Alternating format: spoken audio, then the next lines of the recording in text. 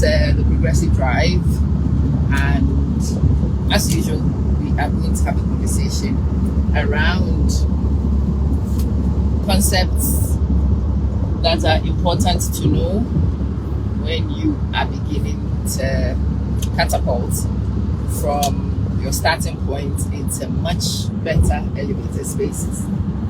And today I want to talk to you about a secret I wish I knew at the very start.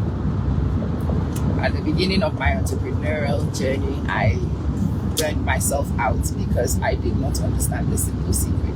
The difference between being kept busy and actually doing productive work. Yeah, being busy and doing productive work are not the same. Not at all. Not in the least bit. You see, nowadays I find myself with time to read. I read a lot now. It was one of my childhood passions. My mom taught me, Highnessa, to love reading. But for years, I did not have time to read for pleasure. Recently, I have found that I can read for pleasure. I should read for pleasure. And life doesn't stop just because I am able to make some time to read for pleasure. And I was thinking, how on earth am I finding time to read? And that's when this realization hit me. Recently, what I do is just focus on what needs to be done. Hi, Brenda.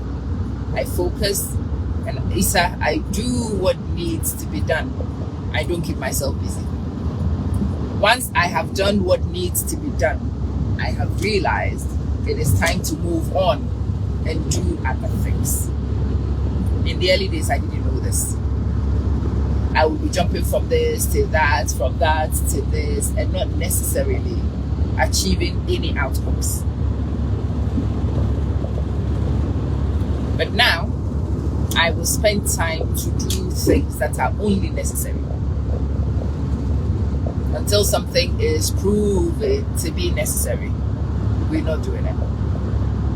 And I cannot tell you what difference that makes to me as a person, but doesn't even affect the output. It does not negatively impact on my output. In fact, if anything, it has a positive impact on my output. I am focused, I do the needful, and then I spend some time on enjoyment.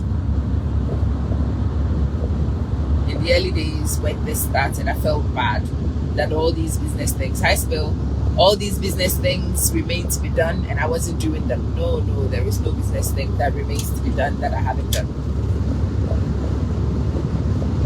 What is necessary to be done is done. And what is not necessary can wait. And yesterday I was talking to you guys about recovery and recuperation. And funnily enough, this goes in the same domain.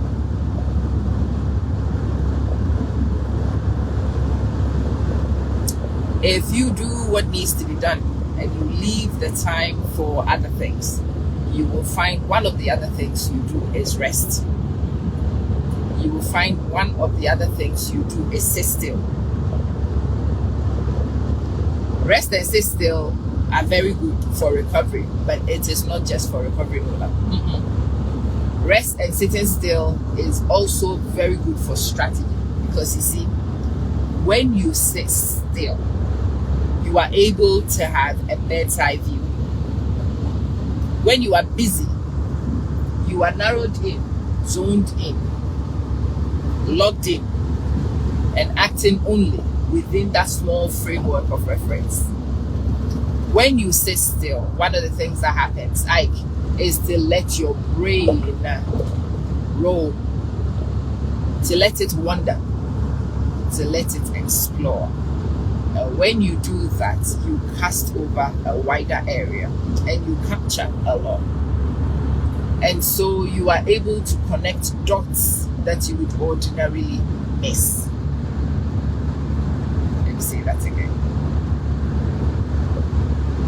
able to capture dots and connect them that you would ordinarily miss. And what's the relevance of this? You are able to strategize. Abiola, you strategize. When you sit still, you strategize.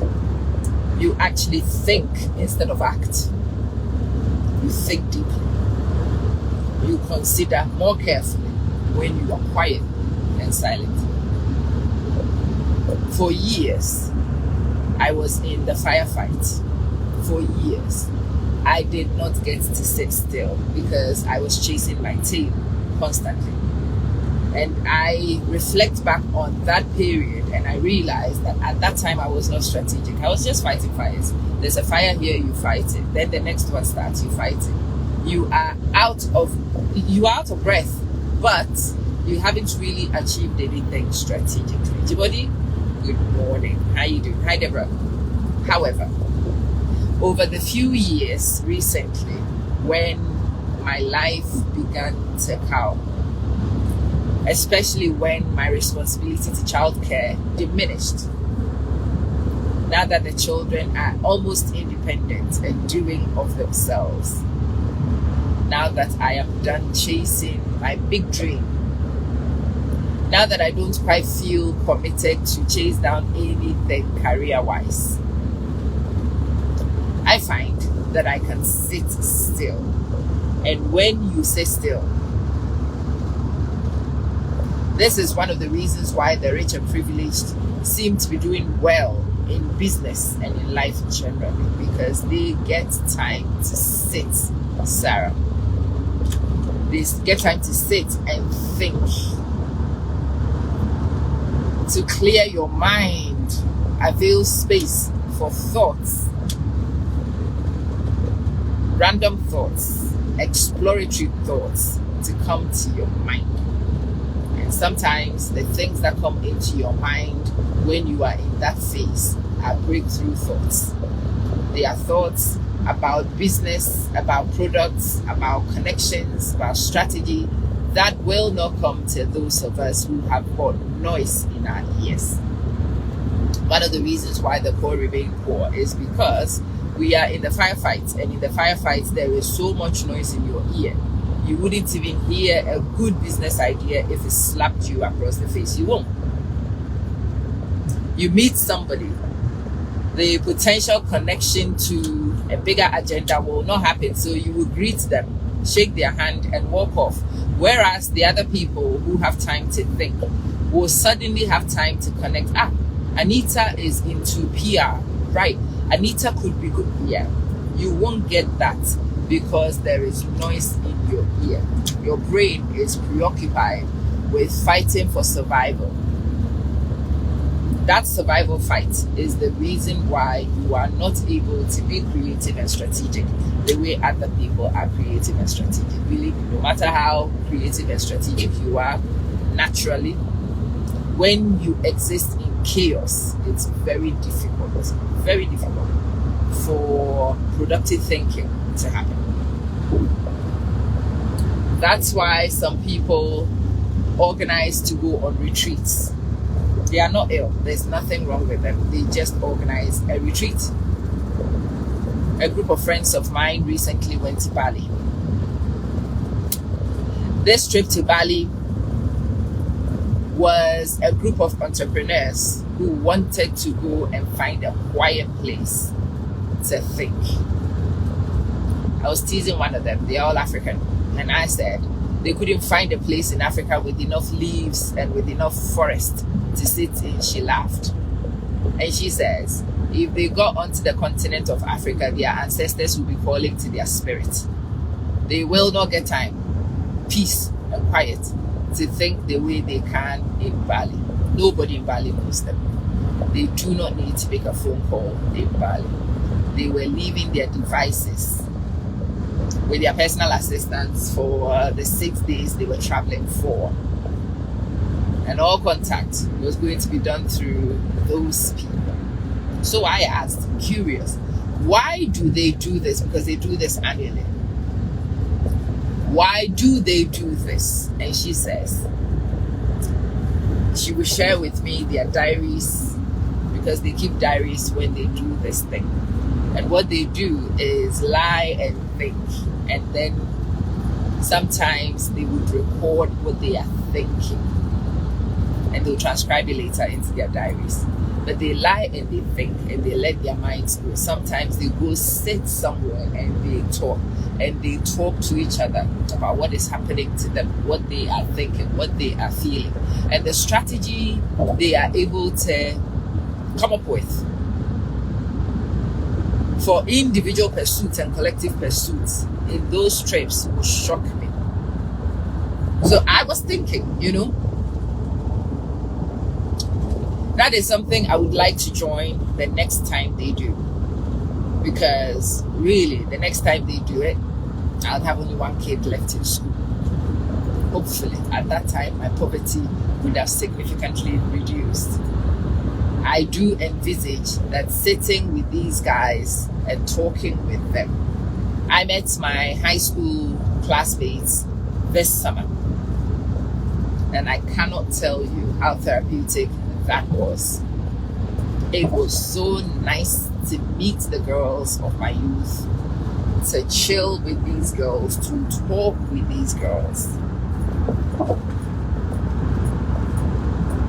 to chill and talk with them,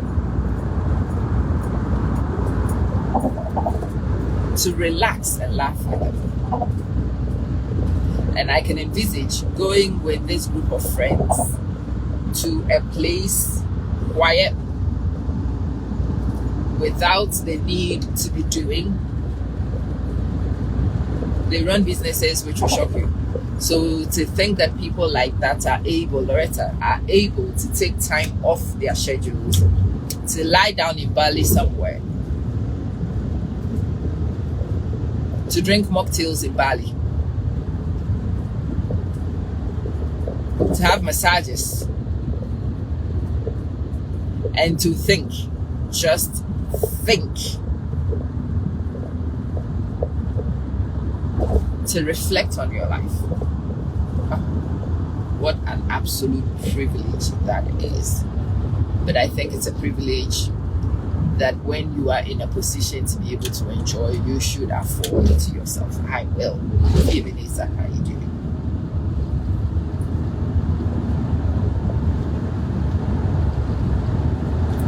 You should afford yourself that privilege if you can. You might not be able to go to Bali. Then I started reflecting, even in the heat of my life, the bathroom became my sanctuary. I still do it till this day. I still do. This morning, I was doing it. I wake up in the morning earlier than I'm supposed to be up, and I'll go to the bathroom and sit on the toilet with something to read or something to listen to. And often, whilst I am listening to or I am reading whatever I brought, I will find that my brain empties and I sit in peace for a little while. Yeah, the thoughts that come to me in those periods are top-notch. Top-notch thoughts. Oluwakemi, how you doing? Yeah. How do you say your name? Ow. Yeah. You know?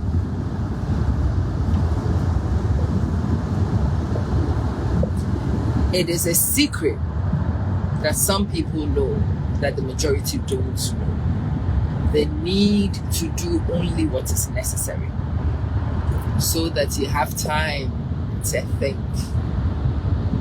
You have time to reflect. You have time to ponder, to consider carefully, so that your actions are very well considered, well thought out, and not haphazard. Very important. Hi Mika, good morning bro, how you doing? Yeah, a lot of us fill our plates with noise, busyness. Mary, we are jumping from here, we are going to this funeral, and we are going to see this person, and we are going to pop into here, and we are doing this, and we are doing that. It's nice. It feels like you are busy. that you might be doing. But the question is, are you being productive? And if you're not being productive, then maybe the business is pointless. Being busy for the sake of being busy is a pointless activity, really. Realizing that simple thing and being conscious in making choices so that you are not running around, I think is very strategic. So this morning, I wanted to bring that conversation around being busy for the sake of doing things, or being busy for the sake of outcomes. Are you efficient in your use of time? Because I've come to know when you are efficient in your use of time, you actually end up creating times when you are not doing stuff. Knowing when to delegate some things. Knowing when to relegate some things. Knowing when to delay some things. Nee, how you doing? Yeah.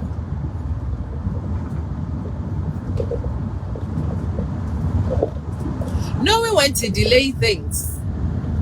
Knowing when to sit somewhere on a balcony with a cocktail. So many business ideas people have shared came to them whilst they were sitting on a balcony with a cocktail.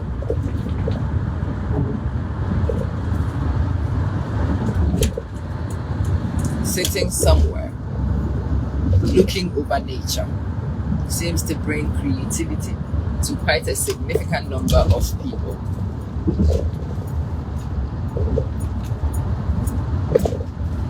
What would be idleness to an untrained mind is restfulness.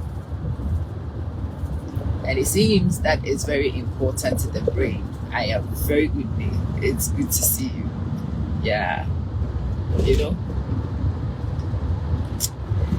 it is so exciting to chase your tail. But what I'm saying today is the chase of the tail may be filling your calendar with busy activity that may not necessarily be strategic. And that is what we want to start looking at, strategy. Being strategic, being effective, being efficient. That's what we need on this progressive journey so that we don't burn ourselves out. We do that which is needful, we leave that which is unnecessary, and we rest and allow our body to recover. Very important concepts.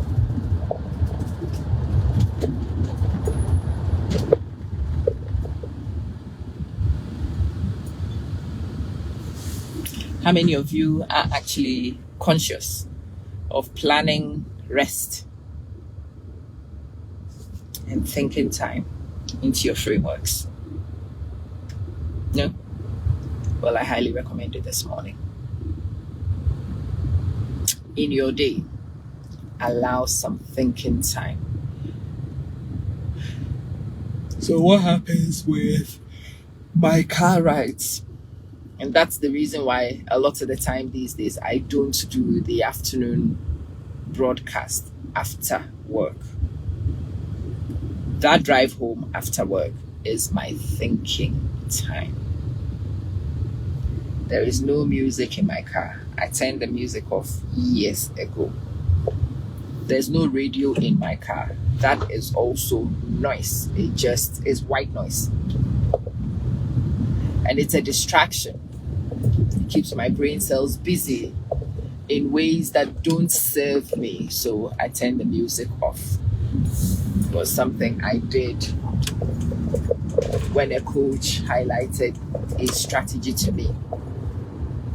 And so this morning, I get to reflect with you, and this is also very necessary for me. This conversation I'm having with you is also a strategy meeting with myself. The things that I share with you would filter through my mind during the day. It will remind me of some of the things that I need to plan into. So today, I am going to find myself some time especially in my lunch break, to be away from people.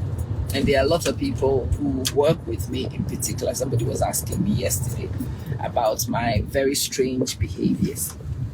So people started commenting on it. This year, we've got a new lovely office. Will you sit in the office? And I was smiling. People know that I don't sit in offices. Why don't I sit in offices? It's very simple. Offices are noisy places. People talk to fill space. And when people talk to fill the space, you don't get the peace and quiet to think. And so I run away from offices all the time. And whilst I'm doing it, I am also a very slippery character. I don't want, because when I leave the office and I go to places to be quiet and get some solitude, people will still chase you down. How? And so I don't sit in one spot. You will not know where I sit. And it was a thing I did at work, so I could have the space to think. Allow my brain to regroup. Cut back on the noise and reduce the work that my brain does in vain. Solitude is quite important. Quiet solitude is critically important. It is good for well-being, but beyond that, it's also very strategic. Very, very strategic. So when you are thinking of your day, maybe your lunch hour should not always be spent in the staff workroom. I've come to find the staff workroom one of the worst places to hang in, especially if you happen to be in a toxic work environment where survival is the game. What you hear in the workroom is moans, whines, and complaining. The moans, the whines, they create a negative rhetoric. They do.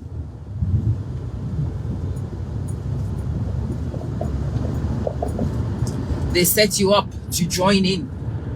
And so very soon, if you are not careful, you will find that you are whining, moaning, and complaining more than the people who kickstarted it off you.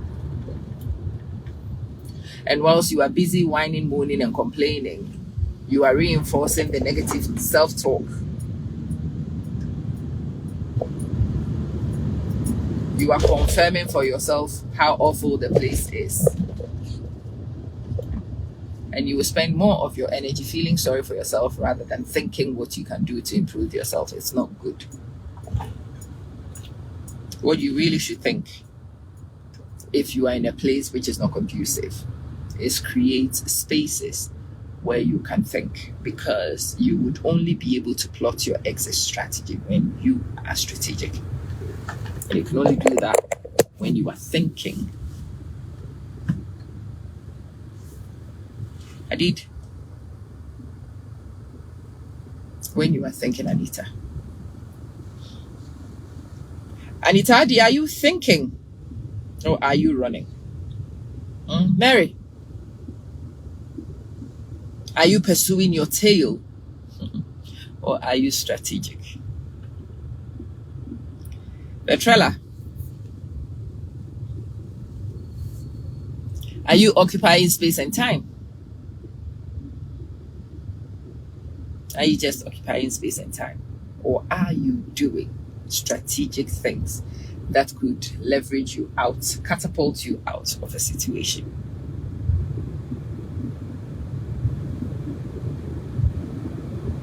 Are you busy for the sake of it? Always doing, always, never with a minute to sit it. That's not necessarily always a good thing. Not necessarily always helpful to the progress agenda. Trishana, plan some time to just sit and think. Some time to just reflect on what you have achieved. Isioma, and marvel at how amazing your work has been. Yeah, that's also good. Yeah. Some time to pat yourself on the back and tell yourself, heck, look how far I have brought myself. It will be very good for your self-esteem. It will be really good for your self-belief. And it will influence your confidence and motivation to do more. Believe me. Believe me. Look at me, that time to discover and to realize, hey, this Sarah Manson is a formidable woman. Yes. The things I can do, a lot of men cannot do. Actually, the things I have done, a lot of men cannot do. That was an incredible realization not too long ago. And it gives you confidence to try new things. It reduces the desperation to just jump at. No. I've got it. I can do it. I've been doing it. Yeah, you need time to realize that you've been doing it. You've been surviving all these years. Yes. Yeah. You need to respect that. But whilst your brain is busy, you will not recognize that you've been surviving. It's silly. But you will not recognize when you are busy. Queena, you need peace and quiet to reflect. And then you're like, oh, I did that. Yes, I did that. Yes. Yeah. You need to learn that respect for self. Anywho.